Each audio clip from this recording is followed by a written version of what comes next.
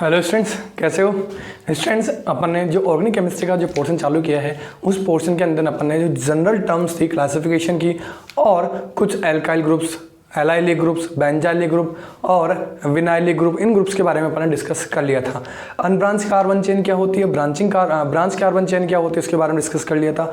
Nature of carbon के बारे में अपन ने डिस्कस कर लिया था। आज देखिए जो अपना आगे का जो पोर्शन है ऑर्गेनिक केमिस्ट्री का वो रहेगा नोमेनक्लेचर। देखिए नोमेनक्लेचर की बात की जाए तो अपन इसमें फर्स्ट अपन यूज कर रहे थे ट्राइबल और कॉमन नोमेनक्लेचर की, और इसमें भी मैंने आपको अलग अलग टाइप बताए थे। पहला बताया था कि बेस्ड ऑन सोर्स के बेसिस पर अगर मैं इनके नेम्स की बात करता हूं, किसके बेसिस पर, सोर्स के बेसिस पर, तो सोर्स के बेसिस पर कंपाउंड का नाम कैसे दिया जाता है और उन कंपाउंड्स कौन कौन से थे जहाँ से जनरेट हुए और वहीं पर वैसे ही उनका नाम रख दिया गया। तो देखिए सबसे पहले अपन बात करते हैं, जो पहला एग्जांपल अपन ले रहे हैं जनरली वो ले रहे हैं एसिटिक एसिड का, CH3COOH। ये क्या है, acetic acid.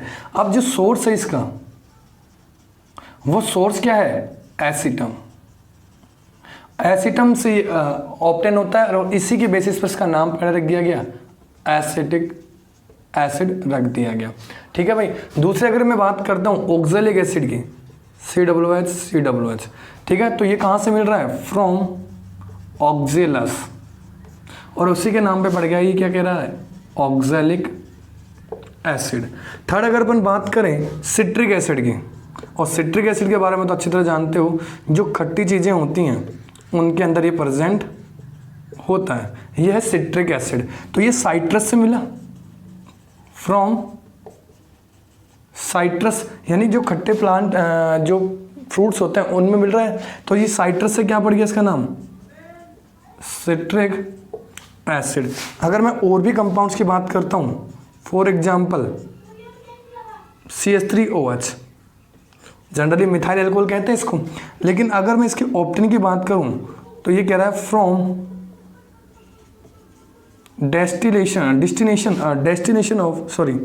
Distillation of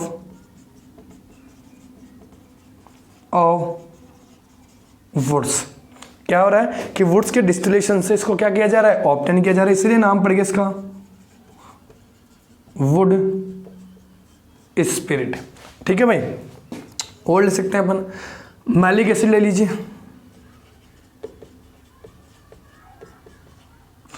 malic acid.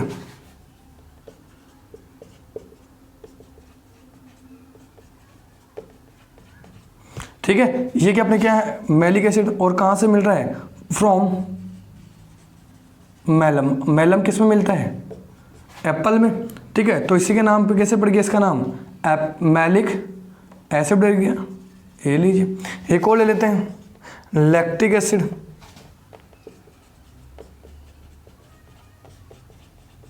From lactam. Lactam किस में मिलता है, यस, मिल्क में। तो ये क्या बन गया नाम, लैक्टिक एसिड नाम पड़ गया। तो ऐसे बहुत सारे कंपाउंड्स हैं जिनके नेम अपन सोर्स के बेसिस पर रखते हैं। बात समझ में आई भाई। चलिए फटाफट स्क्रीनशॉट दीजिए इसका।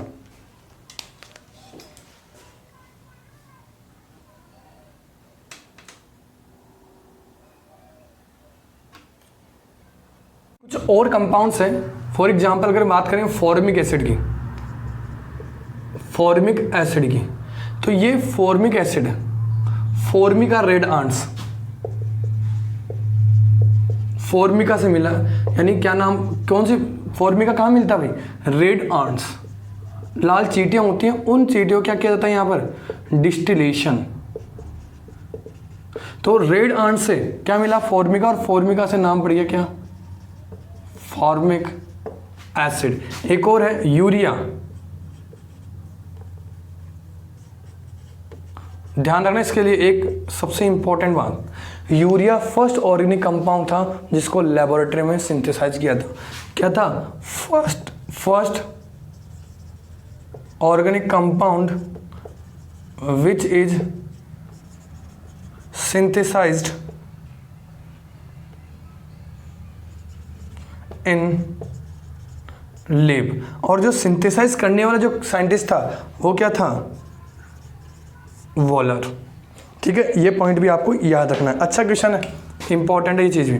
अब सुनिए, यूरिया कहाँ से मिल रहा है, अपन कहते हैं यूरिन से, फ्रॉम यूरिन, और इसी के नाम पे पड़ गया ये इसका नाम यूरिया। ठीक है, तो ये कुछ कंपाउंड्स थे जिनके कॉमन नेम्स अपने को बेस्ड ऑन सोर्स याद रखने हैं। चलिए अब अपन बात करते हैं आगे वाले टॉपिक्स की। इसकी स्क्रीनशॉट रख लेना भाई जल्दी से। ठीक है, अगर मैं आगे नोमेनक्लेचर की बात करता हूं तो उसके अंदर अपन बात करेंगे यूज ऑफ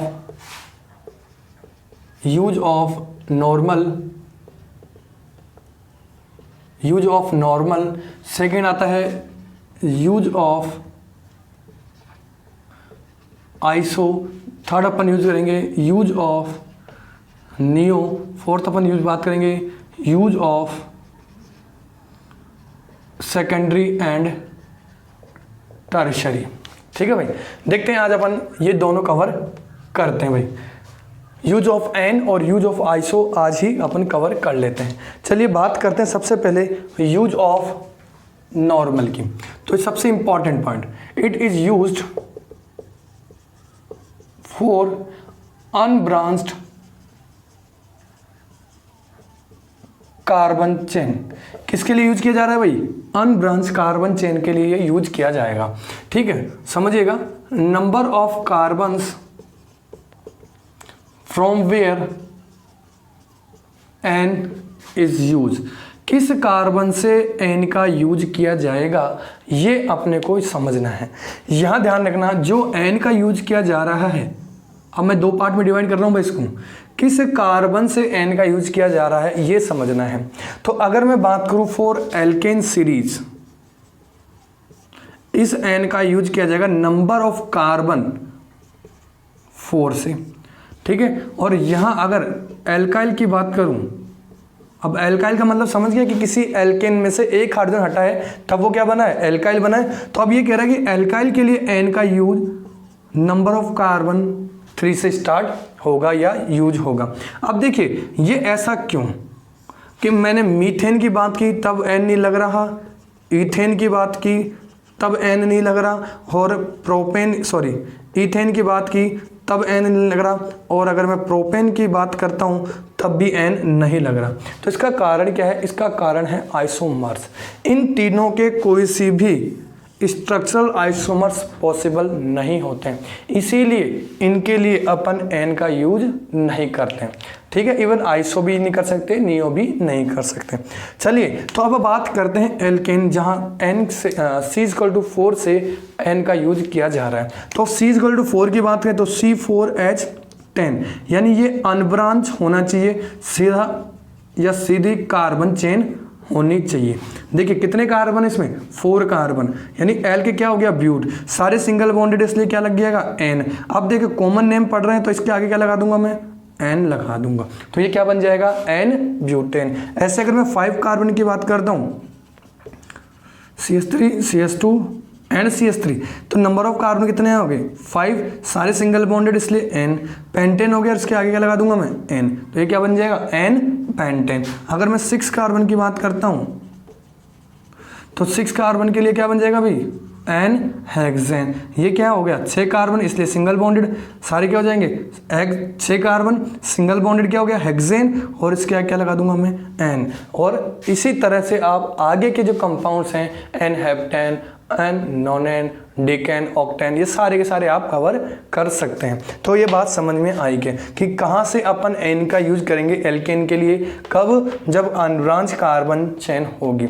तो 4 से अपन अनब्रांच कार्बन चेन, 4 से अपन एल्केन के लिए एन का यूज कर रहे हैं। अब बात आती है एल्काइल ग्रुप की। एल्काइल ग्रुप में मैंने ये कहा कि यहाँ नंबर ऑफ कार्बन कितने होंगे, 3 होंगे, और 3 कार्बन से अपन एन का यूज करेंगे। चलिए कैसे, तो सिंपल से एग्जांपल की बात करता हूं मैं एक बार प्रोपेन की। अगर आपसे कहा जाए कि इस प्रोपेन में नेचर ऑफ कार्बन की बात की जाए तो यहाँ ये 1 डिग्री कार्बन और ये 2 डिग्री और फिर अगेन ये 1 डिग्री। ये कैसे पहचाना, तो मैंने कह रखा है, समझा रखा है कि इस कार्बन से डायरेक्ट ये अटैच है, तो इस कार्बन से डायरेक्ट कितने कार्बन अटैच है, एक, इसलिए 1 डिग्री। इस कार्बन की बात की तो इधर भी इधर भी कितने कार्बन अटैच हैं, 2, तो ये 2 डिग्री। इस कार्बन की बात की तो इस कार्बन से डायरेक्ट कितने अटैच है, ये अटैच है, तो इस कार्बन की नेचर क्या होगी, 1 डिग्री। तो अगर मैं 1 डिग्री कार्बन से हाइड्रोजन को हटाता हूँ, इस हाइड्रोजन को, यानी एल्काइल ग्रुप बनाता हूँ, तो ये कुछ इस तरह का एल्काइल ग्रुप बनता है। ये क्या बन गया, प्रोपेन से क्या बन गया भाई, प्रोपाइल। ये क्या है अपने पास, प्रोपेन। अगर मैं 2 डिग्री कार्बन से हाइड्रोजन को हटाता हूँ इस कार्बन से, तो यहाँ गौर से देखिए कि अगर मैं इस फ्री बैलेंसी की बात करता हूँ, ये भी क्या बन गया भाई, प्रोपाइल ही बन रहा है। ठीक है, अब अगर मैं बात करूँ इस फ्री बैलेंसी की, तो ये पहले नंबर कार्बन पर है और ये सेकंड नंबर कार्बन पर है। इसका मतलब इनके पोजिशनल आइसोमर्स पॉसिबल हैं, इसीलिए जब इनके आइसोमर्स पॉसिबल हैं, इसीलिए इनके लिए क्या यूज किया जाएगा, एन का यूज किया जाएगा। अब देखिए यहाँ जो कार्बन है, जिस कार्बन से ये बैलेंस लगी हुई है, हाइड्रोजन निकली हुई है, वो 2 डिग्री है, और इस 2 डिग्री कार्बन से जहाँ हाइड्रोजन निकली हुई है वहाँ पे कोई ना कोई ग्रुप लगेगा। इसका मतलब हाइड्रोजन को छोड़ करके, इसका मतलब ये कार्बन चेन क्या हो जाएगी, ब्रांच हो जाएगी। इसीलिए इस प्रोपाइल के आगे अपन एन का यूज नहीं करेंगे। ठीक है, लेकिन यहाँ देखें तो सीधी सीधी कार्बन चेन है, सीधी सीधी कार्बन चेन है, तो अपन क्या कहेंगे, इस प्रोपाइल के आगे एन का यूज कर लेंगे। यानी ये अपने पास क्या बन गया, एन प्रोपाइल। देखिए बात कर रहे हैं एन प्रोपाइल की, तो ये अपने पास कंपाउंड क्या बन रहा है, अपने पास एन प्रोपाइल। कैसे बना, समझ में आया होगा। रिपीट कर रहा हूं, अगर मैं टर्मिनल कार्बन पर हाइड्रोजन हटाता हूं किसी भी अनब्रांच कार्बन चेन की, तो उस टर्मिनल कार्बन पर जो हाइड्रोजन है वो 1 डिग्री कार्बन की होगी, और 1 डिग्री कार्बन की हाइड्रोजन हटने के बावजूद वो कार्बन चेन सीधी सीधी क्या रहेगी, अनब्रांच रहेगी, सीधी की सीधी रहेगी। उस केस में आप इजीली उसके लिए एन का यूज कर सकते हैं। कब, जब नंबर ऑफ कार्बन 3 से स्टार्ट हो रहे हैं। 4 के लिए, 5 के लिए, 6 के लिए, 7 के लिए, सभी के लिए आप एन का यूज कर सकते हैं, लेकिन कंडीशंस क्या होनी चाहिए, the carbon chain must be unbranch. चलिए एग्जाम्पल की बात करेंगे इसके। अब देखो ये था अपने पास एन प्रोपाइल। अब यहाँ पर कोई ना कोई ग्रुप जोड़ने हैं आपको। ठीक है भाई, समझ लेना, बहुत सारे क्वेश्चंस आपको यहीं पर क्लियर हो जाएंगे और एक साथ क्लियर हो जाएंगे। अगर मैं इन फ्री वैलेंसी से पर कुछ ये ग्रुप जोड़ देता हूँ, फंक्शनल ग्रुप, एल्कोहल बोलते हैं इस OH को। कौन सा फंक्शनल ग्रुप है, एल्कोहल। NH2 को क्या बोलते हैं, अमाइन। NH2 कब अमाइन बोल रहे हैं, जब कार्बन sp3 कार्बन से ये NH2 अटैच है। इसको अमाइन कब कह रहे हैं, जब ये sp3 कार्बन से ये अटैच्ड है, तो क्या कह रहे हैं इसको, अमाइन। X को अपन क्या बोलते हैं, हैलाइड्स। अब ये हैलाइड कौन कौन से हो सकते हैं, फ्लोराइड, क्लोराइड, ब्रोमाइड और आयोडाइड हो सकता है। ऐसे ही CN क्या हो गया, साइनाइड। देखो CN को क्या बोल रहे हैं, साइनाइड। OH को अपन क्या बोल रहे हैं, एल्कोहल। NH2 को अपन क्या बोल रहे हैं, अमीन। और X में फ्लोरीन ले सकते हो, क्लोरीन ले सकते हो, ब्रोमीन ले सकते हो और आयोडीन ले सकते हो। अब देखिए इनके कंपाउंड्स के, देखिए एक बार इसको रफ कर देता हूँ मैं, थोड़ा सा यहाँ से रफ कर दूँ इसको। चलिए इसको इधर लिख लेते हैं अपन। अब देखो ये जो फ्री वैलेंसी थी, इस फ्री वैलेंसी से मैं ये कंपाउंड अटैच कर रहा हूँ, OH अटैच कर दिया, तो इसका नाम क्या हुआ, देखो ये तो एन प्रोपाइल है और ये क्या है, एल्कोहल, तो इसका नाम क्या पड़ गया, एन प्रोपाइल एल्कोहल। ऐसे अगर इस एन प्रोपाइल से साइनाइड अटैच कर दूं तो ये हो गया एन प्रोपाइल साइनाइड। ठीक है भाई, चलिए आगे चलते हैं। ऐसे ही इस CN की जगह देखो, इस फ्री वैलेंसी से मैं क्या जोड़ रहा हूँ, NH2 अटैच करता हूँ, तो ये क्या पड़ गया, इसका नाम एन प्रोपाइल अमाइड। इसी से अगर इसी से मैं फ्लोरीन जोड़ दूँ तो क्या हो जाएगा, एन प्रोपाइल फ्लोराइड। ऐसे अगर मैं क्लोराइड जोड़ दूँ ये हो गया एन प्रोपाइल क्लोराइड। ऐसे अगर मैं इधर ले रहा हूँ एग्जाम्पल, और अगर अपन यहाँ Br जोड़ दें तो ये हो जाएगा एन प्रोपाइल ब्रोमाइड। अगर मैं यहाँ पर फ्री वैलेंसी से आयोडीन जोड़ दूँ तो ये हो जाएगा एन प्रोपाइल आयोडाइड। क्लियर है? चलिए फटाफट स्क्रीनशॉट लीजिए इसका।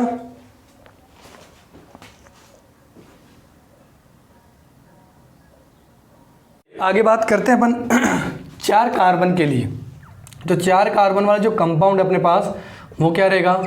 अनब्रांच की बात कर रहा हूं भाई, ट्राइबल में एन का यूज कैसे किया जा रहा है। तो इस 4 कार्बन वाले कंपाउंड देखो कितने कार्बन है? 4। तो ब्यूट हो गया। एल्क, एल्क अब आपको याद हो जाना चाहिए। एल्क किसकी बात करता हूं मैं? एल्क की बात करता हूं meth, eth, pro, but, pent, hex, hept, oct, non, dec, इन कंपाउंड्स की मैं बात करता हूं जब मैं इन एल्क की बात करता हूं जब भी मैं आपको लिख रहा हूं कि जो 4 कार्बन उसका एल्क क्या है, इसका मतलब समझिएगा। अब देखो सारे में सभी में सभी यहाँ पे सिंगल बॉन्डेड है, इसलिए मैं इसके आगे क्या लगा दूंगा? एन। क्या बन गया? ब्यूटेन। अब ये अनब्रांच इसलिए क्या लगा दूंगा? N butane. अब देखिए अगर मैं इस कार्बन चेन के अंदर इन कार्बन की नेचर्स की बात करता हूं तो ये कार्बन 1 डिग्री, ये 2 डिग्री, ये भी 2 डिग्री और ये भी 1 डिग्री। तो यहाँ 2 2 डिग्री कार्बन और 2 टर्मिनल 1 डिग्री कार्बन है। अगर मैं इन कार्बन्स में से अगर एक एक हाइड्रोजन हटाता हूं, एक 1 डिग्री कार्बन से हटाता हूं तो ये कंपाउंड बनता है इस तरह का CH3 CH2 CH2 CH2 और ये फ्री वैलेंस। ठीक है भाई, ये फ्री वैलेंस बन रहा है। ये ब्यूटेन से क्या बन गया अपने पास? Yes, butyl. लेकिन गौर से देखिए ये जो ब्यूटाइल है वो अनब्रांच्ड है क्योंकि टर्मिनल कार्बन यानी 1 डिग्री कार्बन से यहाँ हाइड्रोजन रिमूव हुआ है। अगर मैं यहाँ 2 डिग्री कार्बन की बात करूँ तो इस 2 डिग्री कार्बन से जब हाइड्रोजन हटती है तो यहाँ ये कार्बन चेन अपने को कैसे लगेगी? ब्रांच कार्बन चेन लगेगी। यानी ये ब्यूटाइल तो है, देयर इज नो डाउट कि यहाँ ब्यूटाइल नहीं है, ये ब्यूटाइल तो है, लेकिन इस ब्यूटाइल के लिए अपन एन का यूज नहीं करेंगे। लेकिन इस ब्यूटाइल के लिए अपन एन का यूज कर सकते हैं क्योंकि ये क्या है? अनब्रांच्ड है। अब देखो इस फ्री वैलेंसी से आप वही वाली conditions OH, cyanide, amine, fluoride, chloride, bromide and iodide attach कीजिए तो ये देखो क्या क्या बन जाते हैं। अगर मैं इस कंपाउंड की बात करता हूं तो ये हो गया एन ब्यूटाइल एल्कोहल हो गया। अगर मैं OH की जगह मैं CN अटैच करता हूं क्या हो गया? एन ब्यूटाइल क्या हो गया भाई? Yes, cyanide.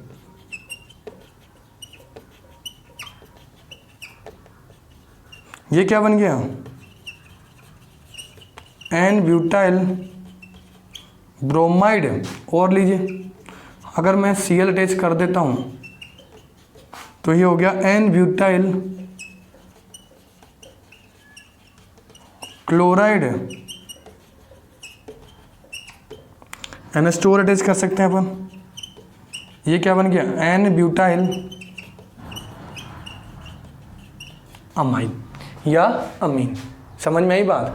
चलिए इसका भी एक बार स्क्रीनशॉट लीजिए। ठीक है, ले लिए स्क्रीनशॉट? यस। चलिए अब हम बात करते हैं 5 कार्बन। अब देखो आप कहोगे सर इसका क्यों नाम नहीं दे रहे? तो ये ब्रांच क्या है, तो अपन ब्रांचिंग में जब अपन आगे चलेंगे तब इनका यूज करेंगे। तो इनका नेम कैसे देंगे तो आगे अपन डिस्कस करेंगे। जैसे जैसे कार्बन चेन ब्रांचिंग में आ जाएगी तो उस तरह से आपको क्या करना है, इनके नाम फिर देने सिखा दूंगा मैं।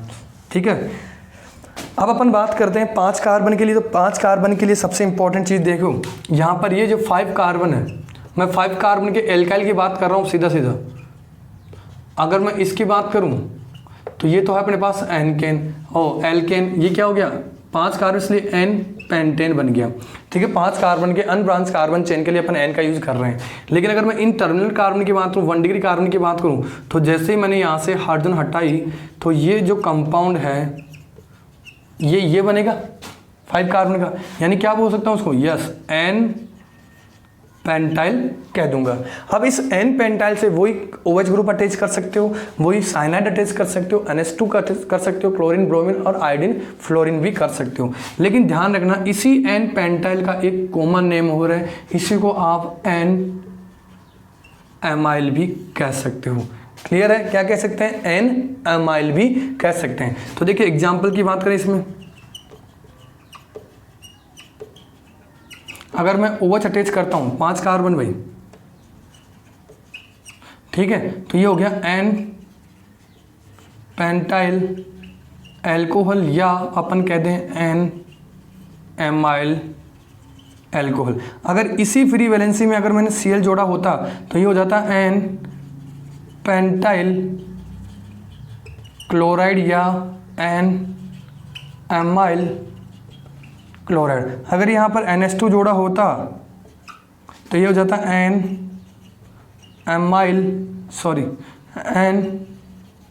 पेंटाइल अमाइन या एन अमाइल अमीन हो जाता। अगर मैं यहाँ Br जोड़ देता तो ये हो जाता एन पेंटाइल ब्रोमाइड या एन एमाइल ब्रोमाइड। अगर मैं यहाँ पर Cn जोड़ देता यहाँ इस फ्री वैलेंसी से तो ये हो जाता एन एमाइल साइनाइड या एन पेंटाइल साइनाइड हो जाता।